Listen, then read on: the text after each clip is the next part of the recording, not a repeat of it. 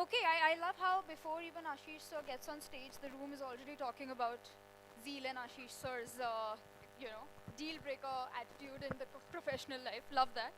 Uh, before we deep dive right into the conversation, it's an honor to kind of discuss the possibilities of AI and data privacy with a company that is making more than 2,000 crores in every quarter and annually above 7,500 crores. It's not a small business. It's not an ad opportunity that a marketer would want to miss. Uh, my first question to you is, sir, that a recent Adobe report said that more than 1 in 3 marketers believe that how the cookie deprecation has already harmed their business in various ways. Uh, as third-party data cookies phase out, how is Z reshaping their ad monetization strategy? Well, firstly, thank you for having me here. It's a pleasure, especially in a forum where a lot of revenue leaders are sitting, and it's a privilege for me to talk in front of them. I've had a 30 years almost sales career in media, and I think it somewhere gives me a little bit of a extra edge to talk about it. But it's coming from experience. I don't know whether I'm better than them, but definitely there are many great leaders sitting here in the room today. Coming to what you just asked as to what AI is doing today from the perspective of helping today's revenue leaders or even any advertisers or any companies, I think AI has helped creating a lot of cohorts which were not there earlier. You know, where we were only targeting gender-based or in age-based cohorts, etc. Right.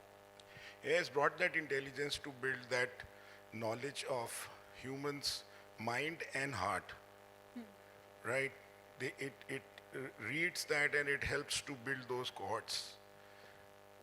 First party data is very important, with like Rajiv and other panelists earlier was talking about. Yeah. And that collation of that first party data through our own ecosystem, whether it is digital or even through our linear businesses, we collate a lot of first party data. We run a lot of contests, etc. Yeah. Through Z5 there are a lot of first party data coming, and I think the cookie base which was earlier there, I think it's a boon, I would say, in a way, because a privacy of a consumer is not getting hurt. It is the sentiment of the consumer is now which will be, you'll be able to capture, and that sentiment helps brands to build the salience of their own communication, or the synergy of their communication with the consumer's mindset, Yeah. and it touches the heart, right? Right. And that's very important today. And AI actually starts to help in those manner. And first party data will enable all that. Whereas, and also bring in a lot of privacy, because when we are using our first party data, we have to be, regulatory compliant. We don't go out of the, where we are using or sharing our first party data with any advertiser. Right. Build the cohorts in the forms of context and content. Yeah. And that helps to actually resonate brands' messaging much better than just targeting one body. Right, right. Makes sense. I would like to go one layer deeper when we talk about AI. Specifics to generative AI, of course, it's helping organizations cut costs on various aspects. But how is it helping Z to kind of drive more engagement and viewership? See, generative AI is actually making things faster. It does not replace human mind, in my point of view. Human mind is still very, very important, because even the, the prompts which you're giving to a generative AI has to come from a, human mind. True. And that prompts helps generative AI to build various communication, possibilities, make faster any generation of content, communication, advertising, anything which you're trying to build. Correct. Also, it helps to, free the human mind not to be repetitive, keep on thinking repetitive, it, that repetition once built, I mean, once you build something, the repetition of it will help you by help by the AI. Right. However, then it frees your mind to think even further, more creatively, think newer things. Yeah. So I think that is where the generative AI is helping us to make things faster. Your go-to-market strategies are faster, whether it is brand or content creators or, even advertising salespeople. You've been in the industry for, like, as you said, a lot of years now. Uh, how have you seen the advertiser expectations evolve over the years with the adaptation of AI? See, advertiser expectations have never changed. They're always wanting the best ROI for the lowest buck, Yeah. right? That has never changed. It is the kind of solution they are asking for today is different because that is what is available on the seat today. Because earlier you play two ads in a Chitrahar or a Doordarshan's, Mahabharat and maybe, Ramayan, and your job was done. Everybody knew about your product and you were able to sell that product.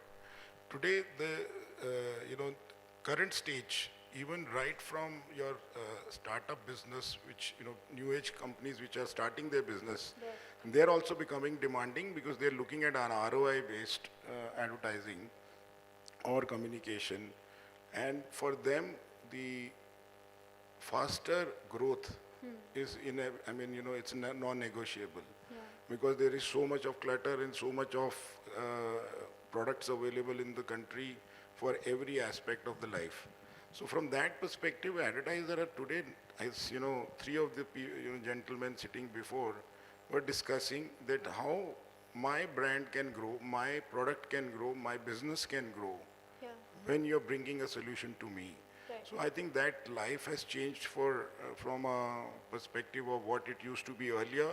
As some of them said that, traditional way of selling was, I give you a very media-centric, solution, and I mean, you just do your job. I sell you GRPs or column centimeter, etc., Yeah. and it will help you to grow your brand. But today, there are so many omni-channel solutions available Yeah. that it is actually very difficult for any brand to reach that consumer because it is getting caught at every corner of the communication cycle, whether it is digital, whether it is on ground, whether it is on television, whether it is on print. You're catching consumer on the road. So it is now becoming very difficult for advertiser actually to work their money for best and Yeah. get the best ROI. Yeah. So hence the demand for them has become complicated actually. Yeah. And that is where today's revenue leaders has to work, that what the solution when they take, and I think like Mayank was saying, if you're able to give me a solution for I'm ready to even pilot your solution, Makes sense. and that's very important. Now, as you said that, advertiser demands have skyrocketed with the changing times. Of course, that requires teams to also be prepared for the change in demands from the advertisers. How are you ensuring that within organization, your teams are prepared for the upcoming changes when it comes to AI or even third-party cookie and everything? So see, actually AI and all lots of data insight or the data collation within the system is helping upskill my teams internally. We have an omni-channel strategy. We just don't look at selling GRPs anymore. We're working with brands to actually create complete full funnel solutions for them.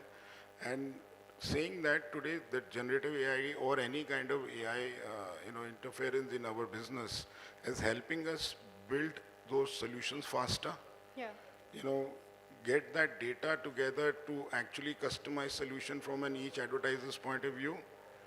And that is, helping our teams to go fast back to the Correct. consumer, advertiser, giving them solutions, and also it helps us to scale that to many advertisers, not just few of them. Yeah, and as you hire new revenue leaders into the team, what do you look in them? Like you said that, nobody can replace human mind. At the end of the day, it's us humans who are supposed to make use of the data that we are given and put in the AI prompts and everything.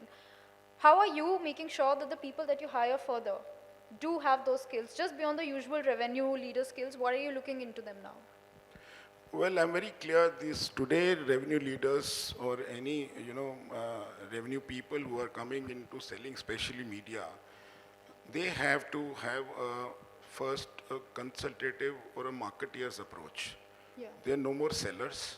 We have to go and build solutions given the assets you are representing, whether it is digital or traditional or any kind of, and you create those cohorts for your advertiser, which builds business for them from a perspective of that the ROI of every campaign you talk to them Yeah. has to have some outcome of that. And that outcome has to be measurable. And hence, understanding this entire chain is very important for a revenue leader today. Correct. Just not understanding the product he's selling or she's selling, and just going and only talking about your product and not understanding the advertisers or clients' product life cycle. So it is very important that actually we study about the what advertisers' products are, or how they're trying to build the brands for themselves, what is their communication strategy is, and from there they bring that solution for them, looking at our own assets which are available to them to build the whole thing. So it's a complete ecosystem which you have to understand. Today's sales, I would say, today's salesperson is a marketeer in a revenue role. Yeah. Very, very well said, actually. That can be our headline.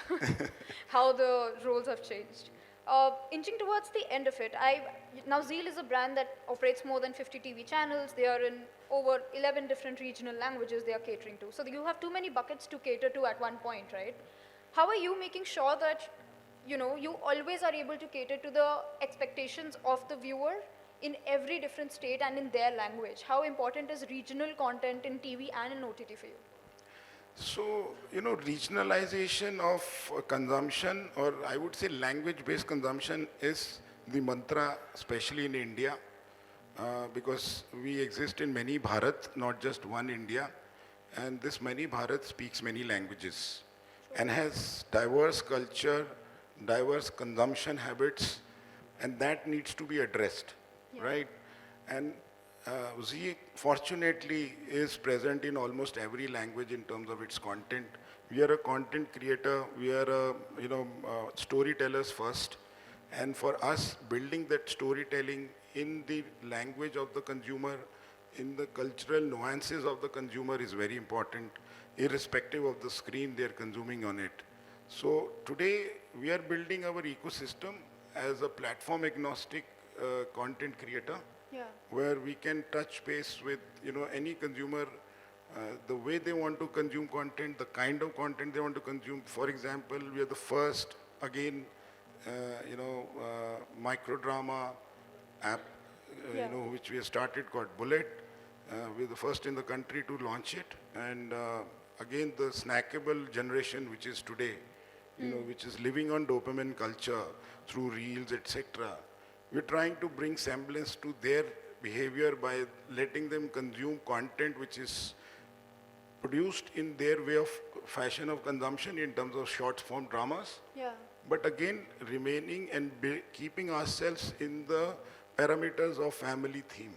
Yeah. So today, even when we are creating any content across the network, Yeah. whether it is long form, short form, or micro dramas, we are ensuring that every consumer who watches Z content can discuss with its family or his peers or his friends. Right. It's not a solo consumption. We try to build as a habit. Any content, whether it's genre, whether it's thriller, action, romance, whichever genre you see, you can still go back and talk to people. It's not that you're consuming something for your own and you forget it. So No, of we're course. remaining away from the voyeuristic content. Of course. No, I mean, we've all seen Mrs. on Z5. We have seen Broken but Beautiful. All of Yes. these shows have always catered to different audiences in their language of suitability. So you're totally right when it comes to that strategy. Uh, my last question, and it's an overall blueprint of your future forward looking to the brand. When you look for the future of Zeal right now, incorporating AI and data privacy in place, what is your next bet? What is that one word that you're going to play with in the coming times? I think building omni-channel ecosystem and consumer-first content. I think that is where we are going to build our entire ecosystem. As I said, we are storyteller, we're content creator. We will build stories for people of any age group. We will connect through any platform they want to connect with us. And we will reach out to them, whether it is screen or it's on ground or at their homes. That's the overall strategy. So thinking that today's consumer has its own way of consumption. Mayank was saying that each individual wants to be addressed me, Yeah. right? So there is, in our story, there has to be me along with us. Yeah. And that's how the consumer insight we're taking into our stories. And we're building stories which is for everyone, but at the same time, it touches an individual's heart as well. Awesome. I think that's the best closing line. It's more about me and us together, right? Absolutely. There is always me in us and us in me if we look at it in different ways. Okay, thank you so much, ladies and gentlemen, for being a part of this conversation. Thank you so much, Ashish, sir, for Thank the you very insights. much.